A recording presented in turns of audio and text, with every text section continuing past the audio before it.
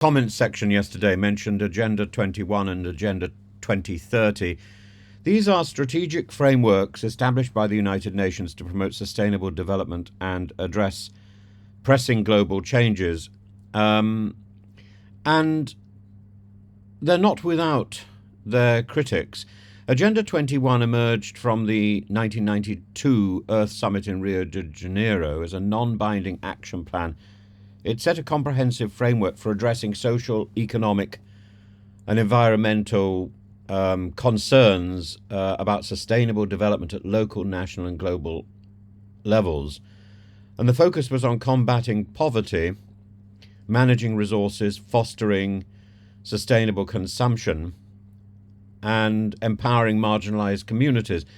Agenda 2030, adopted in 2015, evolved as the successor to Agenda 21. It introduced the 17 Sustainable Goals, the SDGs, and the 169 detailed targets. It's exhausting.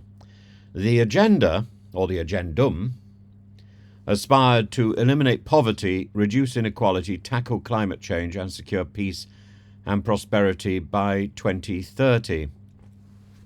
There are key goals which are laudable. Ending poverty and hunger, ensuring dignity, equality, and health, protecting the ecosystems, protecting the planet, promoting sustainable management of resources, and managing climate change, ensuring economic growth in harmony with nature, promoting peaceful, inclusive societies with strong institutions that promote peace, and mobilizing global solidarity for shared goals, this idea of partnership. And the challenge to all this is really about wealth inequality and the rise of climate change, of course, and the individual political will of countries. Both Agenda 21 and Agenda 2030 lack any binding enforcement, which has slowed down any form of progress. And conspiracy theories also surround these agendas, distorting their content, alleging plots for global control or population reduction. So in reality, these documents are constrained by nonsense. People who are saying, oh, it's all about a one world government, it's about restricting private property, universal access to vaccines.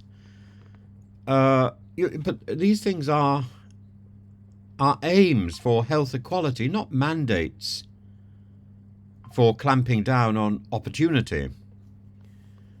The success of Agenda 2030 would hinge on collaborative action across a range of different sectors, and that's what makes it attractive, but also very difficult to manage. Governments must integrate the SDGs into national policies to ensure funding and legislative support. Businesses should prioritize sustainable practices and innovation. Civil society needs to play a role. And individuals can make better informed choices in order to advocate change.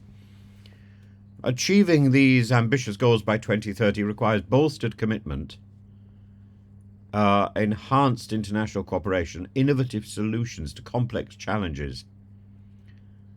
And the underlying message of 2030 is that change is possible, but it demands effort from all levels of society to realize a sustainable and equitable future. The vision is there. There is a goal, and we can foster sorry we can foster a more balanced world where people and the planet thrive. But that requires our collective responsibility. And without that collective responsibility, we aren't going to achieve anything. So we have a global mission. We have awareness. Now we need the action. And that's what these agendas are about. Agenda 2030. It's clot-hoppingly overwritten.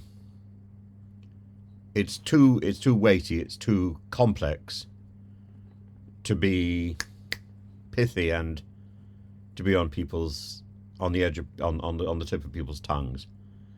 It's really badly drafted, but its meaning and its intent is good.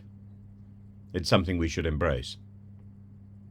I think it's something we should rewrite.